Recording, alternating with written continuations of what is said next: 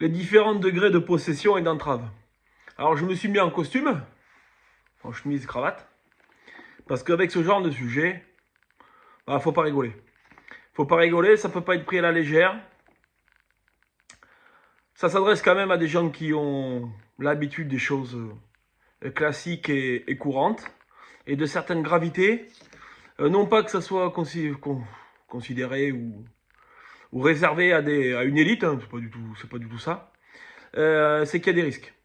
Il y a des risques comme quand vous recevez vos patients qui sont porteurs de X ou Y problématiques et qui a un transfert dans le sens où ben, ils vous font des petits cadeaux et ils vous laissent un petit peu de leurs problèmes sur vous dans vos lieux de travail ou de vie. Alors les patients ou les proches. Hein. Les différents degrés de possession et d'entrave. Avant de parler de ça, il faut d'abord considérer les causalités. Les causalités sont toujours au nombre de 3, toute chose est 3. Le premier nombre d'ailleurs dans la création est 3, ah bon, à part l'unité et le 1, mais il est tout de suite 3. Il est spirituel, temporel et matériel. Là-dedans, exactement comme l'eau, vapeur, liquide, vapeur et glace. Dans l'autre sens, glace, liquide, vapeur. Il faut considérer les 3 causalités. Causalité matérielle d'abord, donc ce qu'on fait et ce qu'on incarne, ce qu'on produit nous-mêmes, au-delà du spirituel et des mondes invisibles. La causalité formelle, donc quelqu'un qui est totalement immobile et sans action, bon, c'est qui n'est pas tellement concevable, mais admettons, c'est un concept. C'est le divin et l'invisible qui agit sur lui. Le divin ou l'invisible, c'est formel, c'est pas lié à lui, à son activité, à ses pensées, à ses actions. Donc là, il faudra discerner qui agit et qui je laisse agir. De même, dans la première causalité, la causalité matérielle, qui en moi agit. Parce que ce sont mes instincts, mes pulsions, mes aspirations, mon élévation. Et la troisième causalité, qui est la réunion des deux, est un mélange. Un mélange alors à proportion gardée, 10-90%, 50-50, 30-70, peu importe. Ça sera déterminé, pourra être déterminé d'ailleurs. La causalité réciproque qui est une alliance et un mélange entre la causalité matérielle et formelle. Alors si on veut parler de degré de possession et d'entrave, il faut considérer tout ce qui nous entoure. Donc on peut parler de nos lieux, lieux de vie, lieux de travail. On peut parler des aliments, de ce qu'on ingère, de ce qu'on utilise, les aliments ou les objets, et les personnes, que ce soit nous ou d'autres. Dans ces 3 étages, enfin dans les 3 étages, dans les 3 cas de figure, il y aura toujours 3 degrés. Toujours 3 degrés de possession et d'entrave, sachant que le degré de possession proprement dit, c'est le dernier. Sachant que le deuxième est déjà une belle mixité, enfin une belle mixité si on peut dire beau, mais qui est déjà à proportion gardée, une certaine forme de possession. Donc le premier niveau sera toujours considéré comme une gêne, une oppression, que ce soit physique ou psychologique, une ambiance, une forme de toxicité, une sensation de mal-être, et une forme à toute proportion gardée de pulsion ou d'inclinaison.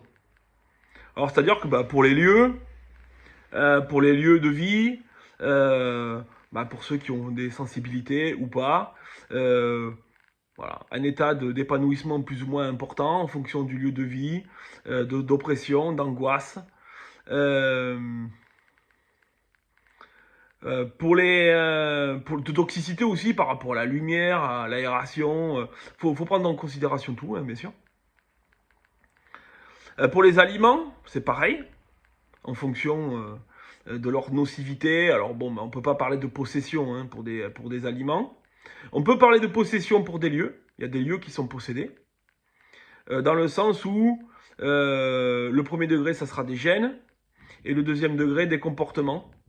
Alors, il peut y avoir des portes qui claquent, des bruits de pas, des impressions de murmure ou de chuchotement, des impressions physiques, dans le sens où vous avez l'impression que quelqu'un vous observe, ou vous voyez quelqu'un qui vous observe, la sensation de quelqu'un qui vous observe, qui vous gêne.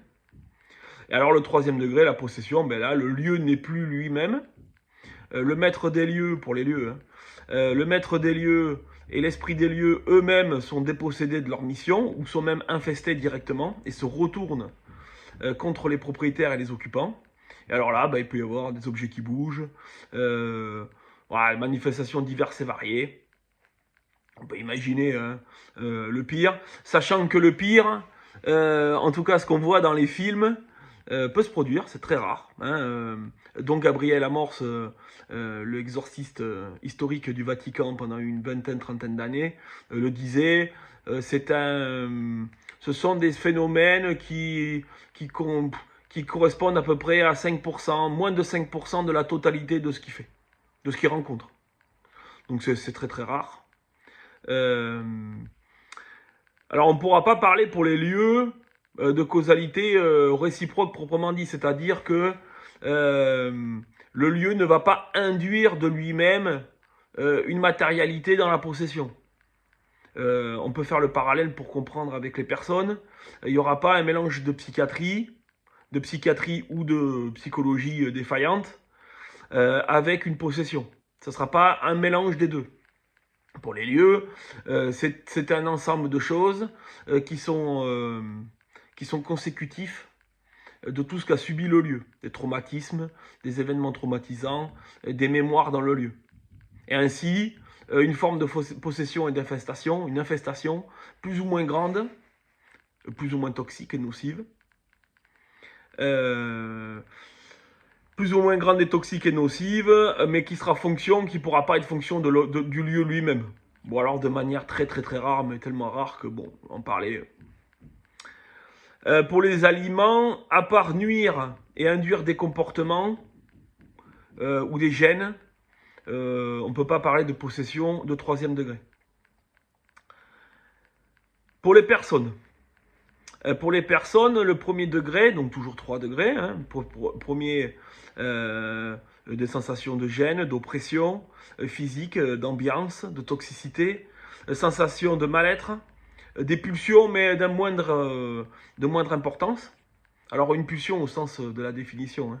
Une pulsion est toujours destructrice, conduit à l'isolement, au mal, à la séparation, à la quête du noir, à la quête, en tout cas à l'antiquête du bien, du beau, du bien, du beau, du véritable. Dans un deuxième temps, pour les personnes, elles auront tendance à un isolement plus prononcé, rechercheront des lieux toxiques ou des personnes toxiques, des comportements toxiques. Donc voilà, on peut parler par exemple de drogués chroniques ou d'alcooliques chroniques. C'est une possession qu'on peut dire de deuxième degré. À chaque fois, dans chaque stade, pour les 3 stades, il faut visualiser une fractalité en même temps. Vous avez à chaque fois 3 étapes de moindre importance, peu d'importance, moyenne importance, grande importance. Il n'y a pas vraiment de passage brut entre une étape et l'autre. Tout se fait de manière, en général, comme on dit, toute chose tend vers sa fin. Principe de finalité. Principe de finalité en philosophie, toute chose tend vers sa fin. Si vous ne faites rien, ben la décroît. On décroît, on chute. Très peu de gens se maintiennent, c'est très rare, ça arrive, hein. Tout arrive. Tout arrive et tout est possible, mais très peu de gens se maintiennent dans un état de stabilité émotionnelle et physique sans ne rien faire. Ils font toujours quelque chose pour se stabiliser.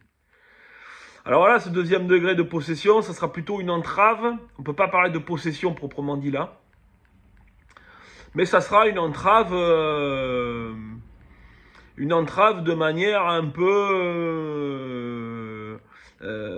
permanente. C'est-à-dire que vos comportements, vos pensées, vous n'êtes plus vraiment vous-même. Les gens qui vous ont connu vous reconnaissent plus.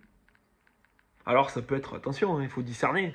Quelqu'un qui vous a connu il y a des années, où peut-être vous étiez toxique, ou même lui est peut-être été toxique, il vous reconnaît plus, bah, peut-être que vous êtes guéri, et puis que lui, il s'est aggravé. Faut discerner à chaque fois, attention. Hein. Les plus grands saints, d'ailleurs, ont souvent été suspectés d'être possédés, ont été mis à l'isolement, parce qu'ils étaient des révélateurs d'un monde malade. Hein, on pense toujours, bon c'est une aparté dans l'aparté, mais on pense toujours aux trois évolutions de la réflexion. Quand quelque chose est nouveau, c'est ridicule, c'est dangereux et c'est évident. Donc on finit toujours par persécuter les gens. Au début c'est ridicule, après on les persécute. On les met à l'isolement, on se moque d'eux. Au-delà de se moquer d'eux, on les persécute, on les isole, on les punit, on les emprisonne. Et puis des années, des siècles plus tard, on se rend compte que bah oui, c'était évident.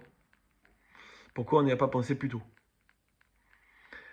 Et le dernier degré donc de possession, bah, le dernier degré est la possession proprement dit pour les personnes. Et bah, ça sera des personnes, alors avec plus ou moins d'importance bien sûr, des personnes qui ne sont plus elles-mêmes, dans le sens où, en phase de crise, ou même de manière permanente avec plus ou moins d'importance, leur voix n'est plus la leur. Elles peuvent parler des langues différentes et étrangères, inconnues de la personne elle-même, avec une force herculéenne, une force surhumaine, dans le sens où c'est pas la force de la personne elle-même qui est là, c'est la force d'une infestation. Alors là encore, il faut discerner, parce que dans les épisodes du sanctorologue c'est la science de la vie des saints, Sainte Thérèse d'Avila, en phase d'extase, a été enchaînée, étirée par des charrues, des chevaux, pour la déraciner quelque part de l'endroit où, quelque part, d'une certaine manière de dire, de l'endroit où elle était en extase. Il n'y arrivait pas. Les cordes rompaient, les chaînes rompaient, les charrues s'éclataient, etc. Il n'y arrivait pas. Là, c'est pas une force surhumaine, c'est une force divine. Une force surhumaine peut être contrôlée. Une force divine, non. Non, ça c'est pas possible. Donc c'était pour faire la petite aparté dans le discernement de la force surhumaine. Qu'est-ce qu'une force surhumaine? Une force surhumaine, des comportements étranges. Alors un peu comme dans les maisons hantées, comme on dit, hein, hantées ou avec des entraves de troisième degré, il va y avoir des manifestations. Il peut y avoir des choses, voilà, des arc-boutements, des comportements, des manifestations un peu particulières qui sortent du cadre de la physique ou de ce qui peut être observé ou compris. Le diviseur, donc le diable, diabolos, le diable, le diviseur, est un trompeur. Donc il va user de stratagèmes pour vous faire peur et induire en vous des comportements. Parce qu'il veut vous induire, finalement, c'est sa seule arme, hein. Il veut vous induire à perdre votre foi, votre certitude et votre aplomb. Quand vous perdez votre certitude, votre foi et votre aplomb, bah vous créez une faille. Vous créez une faille dans laquelle il peut s'insérer. Une perte de foi, un doute. Il peut s'insérer et vous douter, alors que ce soit de manière psychologique, physique. Et après, infester par rebondissement et redondance vos lieux, les gens avec qui vous fréquentez, vos animaux. Ah oui, je vais pas parler des animaux, mais les animaux c'est pareil. Il y a eu des cas d'animaux possédés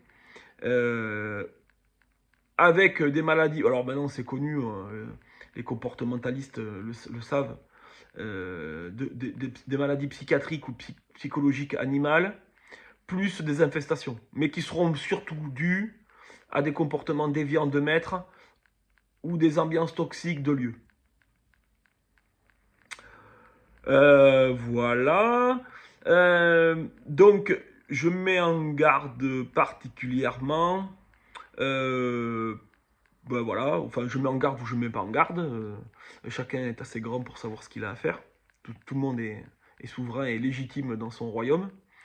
Mais quand vous avez affaire à ce genre de choses, c'est-à-dire des gènes, des oppressions physiques déjà, donc c'est le premier stade, hein, vous êtes gêné ou où vous ressentez voilà, une gêne, un mal-être, un mal pensé, un mal-être psychologique ou physique en face d'une personne ou d'un lieu, bah, voilà, éveillez-vous dans le sens où interrogez-vous, qu'est-ce qui se passe, qu'est-ce qui se passe, qu'est-ce qui est face à moi, voilà, c'est des clés de discernement, hein, c'est des clés de discernement, de compréhension, qu'est-ce qui se passe, quel est le souci, et, euh, et de toute façon, l'ombre a horreur de la lumière.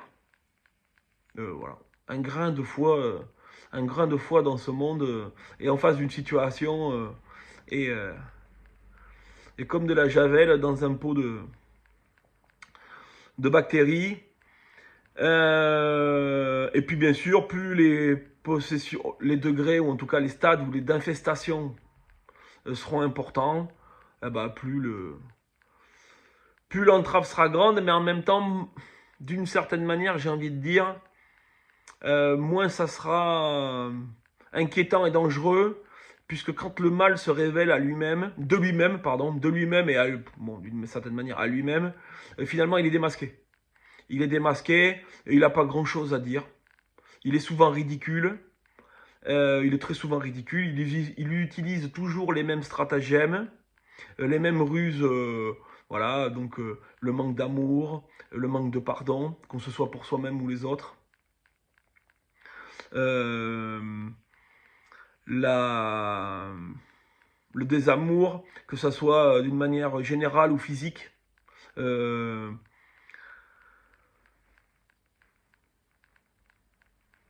D'une certaine manière, objectivement, il est faible il se renouvelle pas, quoi. C'est toujours pareil. Alors que l'amour et les dons de Dieu et du don du divin sont toujours nouveaux.